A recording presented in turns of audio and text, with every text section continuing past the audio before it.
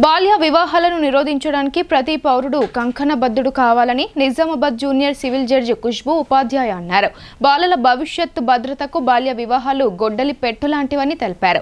బాల్య వివాహాలు చేసిన వారు, ప్రోత్సహించిన వారు కూడా చట్ట ప్రకారం శిక్షార్హులేనని అన్నారు. నగరంలో సాధన సంస్థ నెల రోజుల పాటు నిర్వహించనున్న బాల్య వివాహాల నిరోధక ప్రచార రథాన్ని జూనియర్ సివిల్ జడ్జి ఖుష్బూ ఉపాధ్యాయ జిల్లా కోర్టు ఆవరణలో ప్రారంభించారు. అనంతరం ఆమె మాట్లాడుతూ బాలల శరీర ఆకృతి పెరిగే వయసులో మేధస్సు కూడా పెరుగుతుందన్నారు.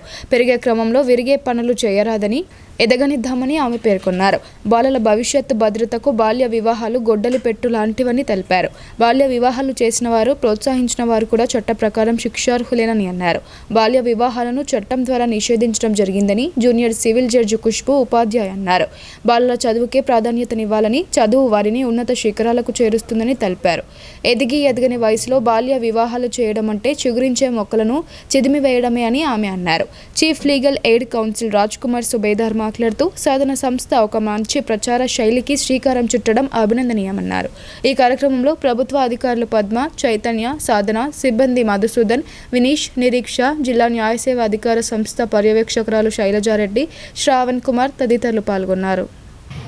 సో ఈరోజు మనం అందరం ఇక్కడ చైల్డ్ మ్యారేజ్ ప్రొహిబిషన్ యాక్ట్ 2006 ఏదైతే వచ్చిందో దానికి ఒక వ్యాన్ లాంటివి పెట్టారు.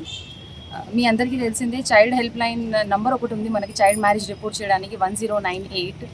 సో అది కాకుండా దానికి అవేర్నెస్ క్రియేట్ చేయడానికి మన district welfare child protection officer ఎవరైతే ఉన్నారో వాళ్ళందరి తరఫున ఒక వ్యాన్ అనేది పెట్టడం జరిగింది. ఈ వ్యాన్ డైలీ పొద్దున 8 నుంచి 5 వరకు